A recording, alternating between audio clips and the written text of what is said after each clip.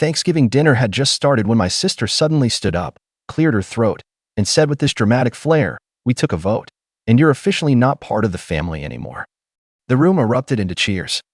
I let out a quiet laugh and replied, "Well then, I suppose you won't be needing this." I reached into my bag and set a folder down on the table. The second she opened it, she let out a shriek like she'd touched a live wire. Just before the turkey even got carved, Clara rose to her feet, that smug little smile plastered across her face like she'd practiced it in front of a mirror. "There's something we've all agreed needs to be said," she announced. Instant silence followed. Forks hovered mid-air. My stomach dropped like a stone. That voice, God, I knew that voice. It was the same fake sweet tone she used when she got me grounded at 14 for a party I wasn't even at. "We had a family vote," she went on, gazing around the table like she was about to be handed a crown. "And the verdict is in, you're out. You're not family anymore." There was a pause, and then the clapping started. My cousin Laura actually applauded like she was at a concert. Uncle Mitch raised his glass and offered a toast like it was a wedding speech. Even my own mother chuckled and said, "Well, someone had to be brave enough to say it."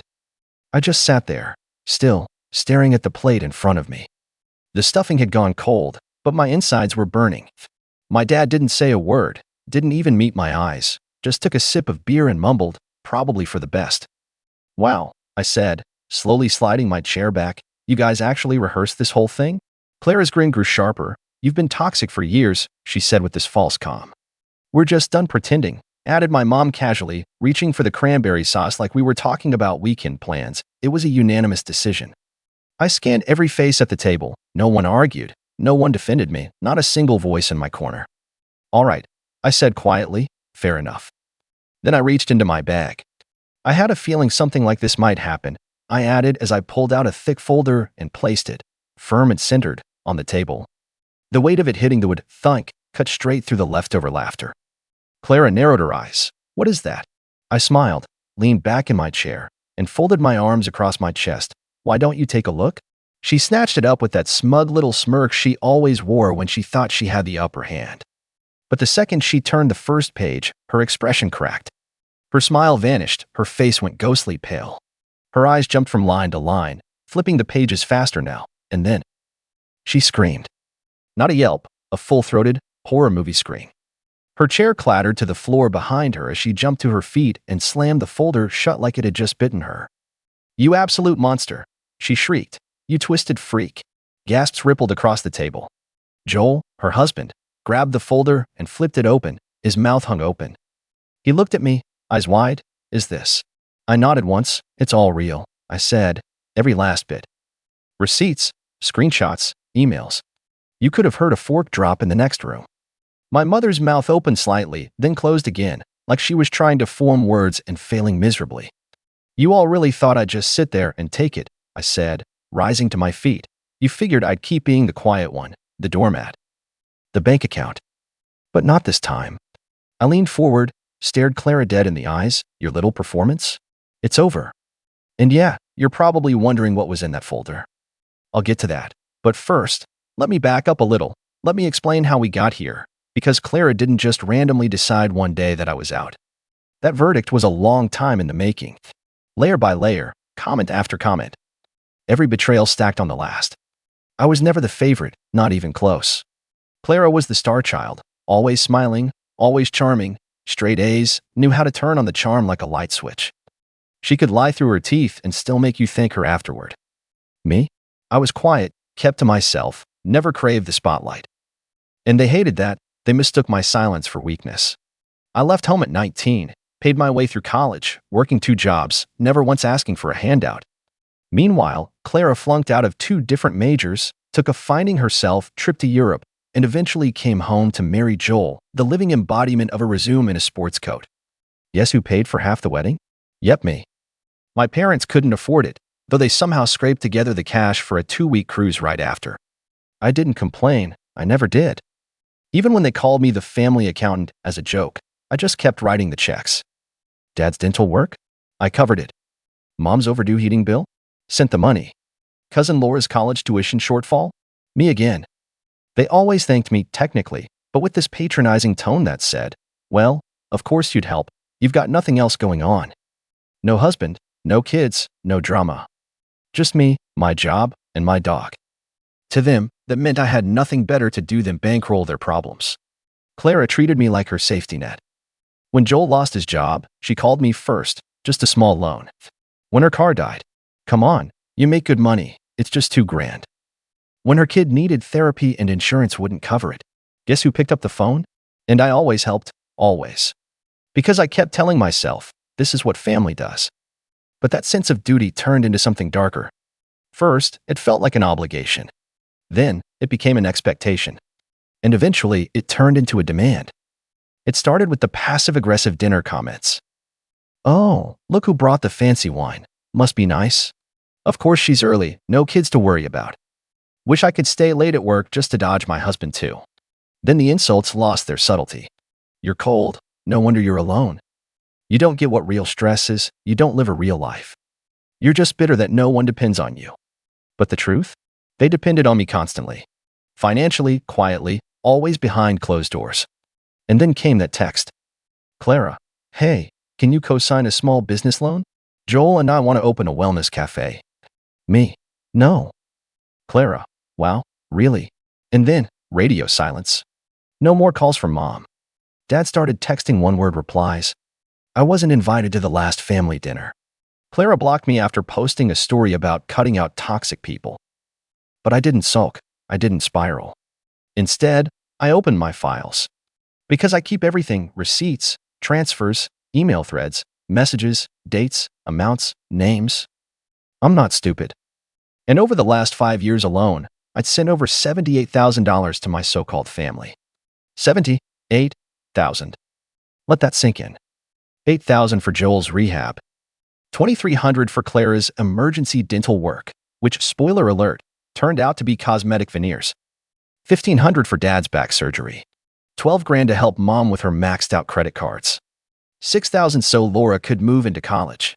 And 4,500 for a family emergency that, surprise, was actually a vacation to Cabo. And not once, did a single person even offer to pay me back. They just took, and took, and took. And when I finally said no, suddenly, I was the problem. So I made the folder. Inside it, every wire transfer confirmation. Every email, every text begging for money. Screenshots of Clara calling me manipulative to her friend after I turned down her business loan request. A complete timeline of every major financial favor I'd given out in the last 5 years, with names, with dates, with amounts. And just to top it all off, I included screenshots from Facebook and Instagram, posts where they mocked me behind my back. Private comment threads they didn't know I had access to. I've got a screenshot of Clara calling me a spineless cash cow in a thread titled, When Freeloading Backfires. That's what she saw when she opened the folder. That's why she screamed. Because she wasn't just exposed. She was dismantled. Fact by fact. Line by line. Page by page. And slowly, the rest of the family started to realize what they'd done. Mom looked like she might pass out. Joel just kept flipping pages, then he stopped on one.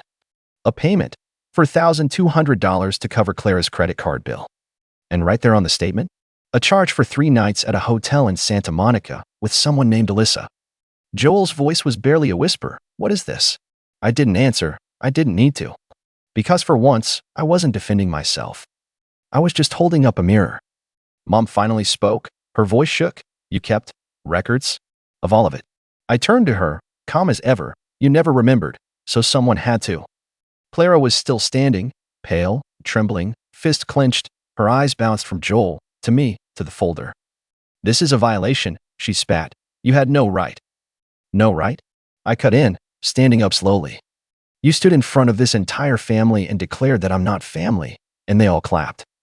I gestured to the table, and now you're mad that I came prepared? Joel turned another page. His voice got colder. What's this about Santa Monica? Clara whipped her head toward him. Don't start. Who's Alyssa? He asked.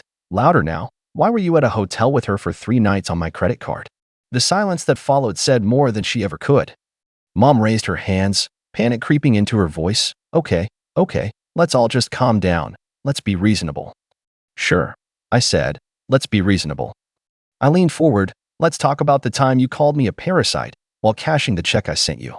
Her mouth opened. That's not fair. We were under stress. No, I snapped. You were under stress, and I bailed you out every single time.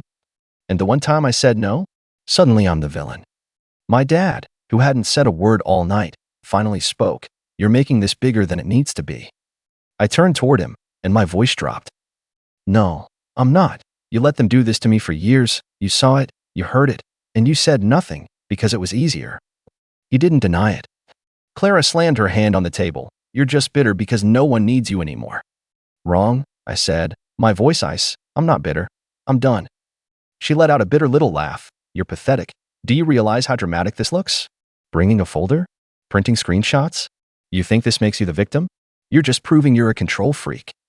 And you're just proving, I said, stepping closer, that you only cared about me when I was paying your bills. She threw her hands up. You chose to help. No one forced you. And yet, I said, you expected it, every time.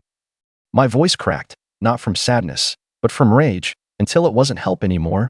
It was a duty, and the moment I stopped, you all voted me out. You didn't want a brother, I said. You wanted a wallet with legs. Joel stood up now, folder in hand. Is this true? He asked Clara. All of it. She looked at him, and for the first time in her life, she didn't have a snappy comeback. No fake tears. No playing the victim. Just silence. You lied to me, Joel said, about the hotel, about the money, about him. You said he was unhinged. I had to. She snapped. He was turning everyone against me. I wasn't. I said quietly, you did that all by yourself. And the room fell silent again. Mom leaned forward, trying one last time. Her voice was soft, fragile. Listen, honey, maybe we overreacted, but this is still family. Families fight. Let's just put this behind us. I cut her off. You're not hearing me. She blinked. What? I'm not asking for peace. I'm not asking for forgiveness. I straightened my spine. I'm telling you. I'm done.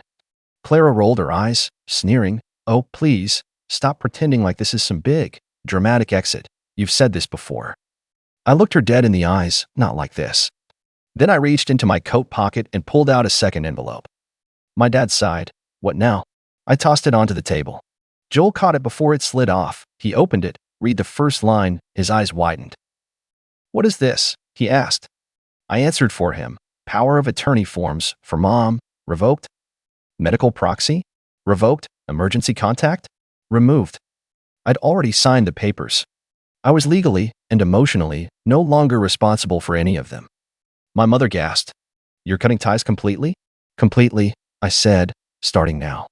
You're being selfish, she said, her eyes glistening. We made mistakes, but we're still your family. I turned to her, and my voice dropped quiet, firm, final. No, you're not. Oop. I grabbed my coat, looked at them one last time. And then I walked out. Out of Thanksgiving dinner. Out of that house. Out of their lives. They were left there, stunned and speechless. Surrounded by cold food and ugly truths. I didn't look back. Not because it didn't hurt. It did. God, it did.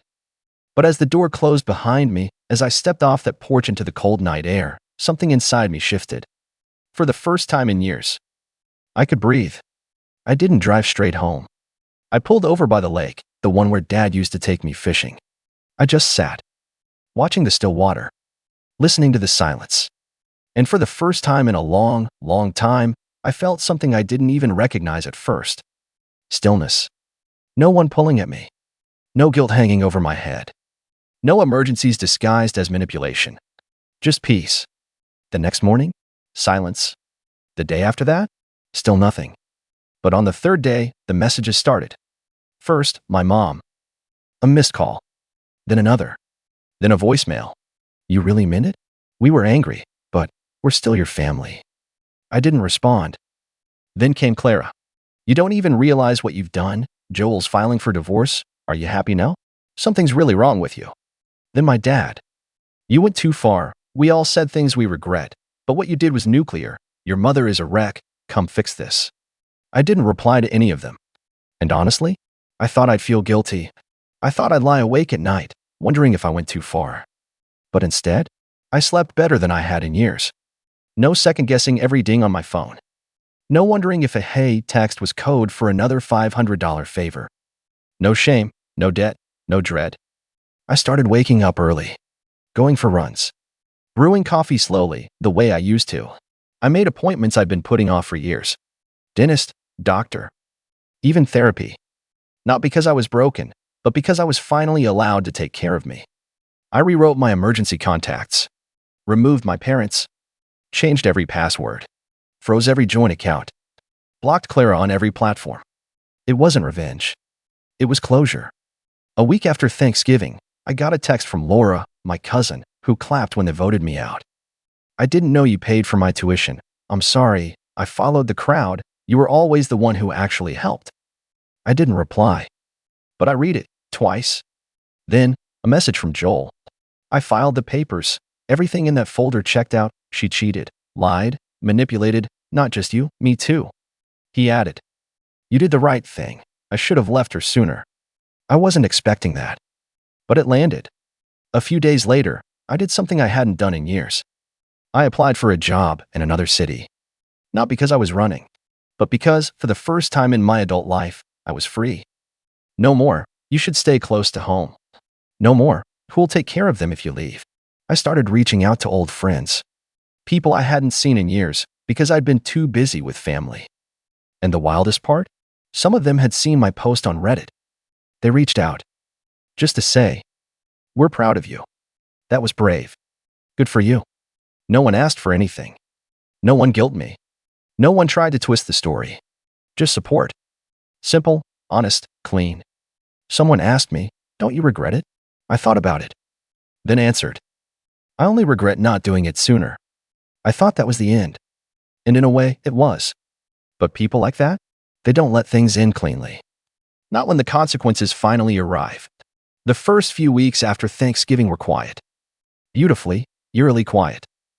No calls. No drama. Just peace. Until Christmas. On December 22nd, I got a text from my mother. Just a picture. Their living room. Decked out with stockings, a half-decorated tree. And front and center, a massive empty space where they usually stacked the presents. "It doesn't feel the same without you," the caption said. "Sophie keeps asking why Uncle isn't coming this year." I stared at it for a long time. No apology. No ownership. Just the same old undertone. "Look what you've done. Look who you're hurting." I didn't reply. December 23rd, Clara called. I let it ring. Then the message came. "I know I messed up, but you don't have to punish everyone." I read it. Then I turned off my phone. "Just come by for Sophie, she misses you." 2 minutes later. "Also, Mom and Dad are behind on their mortgage. I know you don't care anymore, but the bank called today, thought you'd want to know." There it was, the ask, always wrapped in guilt, always cloaked in artificial softness, but it always ended the same, with a request. I blocked the number. December 24th. Another text, this time from Dad. "You made your point. We get it. But enough is enough. We need help. We're still your blood." That night, I sat alone by the fireplace with a glass of wine. I looked around my small apartment. No tree. No noise. Just me, and the silence they always swore would destroy me. And for the first time in my life, I was thankful for that silence. But it didn't end there. January. I got a call from a number I didn't recognize. I picked up out of habit. "Is this Luke?" a man's voice asked. "Yes, who's calling?" "My name is Ethan," he said. "I'm calling on behalf of your father. He mentioned you're the primary executor of the family trust." I froze. "I revoked that 2 months ago," I said. "It was finalized through the family attorney. My name is off everything." He paused. "I see. Your father said he couldn't reach you directly and asked me to explore options. They're in a bit of a bind." Of course they were. Clara and my parents had run out of options. The ATM was closed. The safety net was gone. Now they were just getting creative. I hung up without another word. February. An envelope arrived, handwritten, no return address. But I recognized my mother's handwriting instantly. Inside, a letter, 3 pages. Page 1. Regret. "We said things in anger. You've always been the strong one. We never realized how much we leaned on you." Page 2. Guilt. "Your father's health isn't good. Clara's completely alone now. We're worried about Sophie. She's struggling." Page 3. The hook. "We're selling the house, but we're underwater on the mortgage. We just need a little help to get through this. Then we'll never ask again. Please, Luke. Do it for your father. Do it for the family." I sat with the letter for a while. Let myself feel everything they wanted me to feel. Responsibility, obligation. That familiar ache to fix what was broken. Then I folded the letter, got up, walked to the kitchen, and threw it in the trash. Because they weren't asking for help. They were asking for access. Again. They didn't want me back in their lives. They wanted the version of me who didn't say no. The one who paid silently, sacrificed silently, suffered silently. But that version of me? He's gone. I'm not their scapegoat anymore. I'm not their golden goose. I'm not the duct tape holding a crumbling house together. I am done. And the most terrifying part for them? I'm doing just fine without them. I got a new job. Moved to a new city. A bigger place, a clean slate. I started volunteering on weekends, not because anyone needed me, but because I wanted to. I built a life where no one calls me to clean up messes they refuse to own. Where I'm not punished for having boundaries. Where kindness isn't a transaction. I don't regret helping them. But I do regret how long it took me to stop. You want to know what real peace feels like? It's not being surrounded by family. It's being free from people who only call you family when they need something. Update. Months later. I didn't expect this post to get much attention. Honestly, I just needed to put it somewhere. But I read every comment. To those who said, "You were brave, they don't deserve you." Thank you. I didn't know how much I needed to hear that until I did. And to those who asked, "But what if they change?" Yeah, I've asked myself that too. But it's been months now. They didn't change. After I cut them off, after the folder, after the silence, the letters, the screaming, I thought maybe someone would finally understand. That they'd reflect, that someone would say, "We're sorry." They didn't. They got quiet. Then they got strategic. Then desperate. Then ugly again. But me? I got free. Since then, I moved again. Got a job that doesn't keep me up at night. Started therapy. Real therapy. The kind where you stop trying to fix everyone else and start learning how to just be with yourself. I cook now. I sleep better. I go outside more. I don't flinch when my phone buzzes. And yeah, sometimes I think about Sophie. About what she's being taught. What she'll grow up thinking is normal. But I also know this. I was the example of someone who finally said enough. A few days ago, I got another letter, handwritten. From my mom, 3 words. We're still family. No context. No apology. No change. Just the same old hook. And for the first time, I felt nothing. No anger. No sadness. Just nothing. I threw it away. Made dinner. And now I'm back here. Because this space gave me clarity I never expected. Strangers saw me more clearly than my own family ever did. So here's what I'll ask again. Did I do the right thing? Cutting them off. Letting go of the weight. Saying no and meaning it. Was I too cold? Or was I finally done being the only one holding everything together? I don't know. But I do know this. For the first time in my life, I'm not surviving. I'm living. Thanks for reading. Still listening.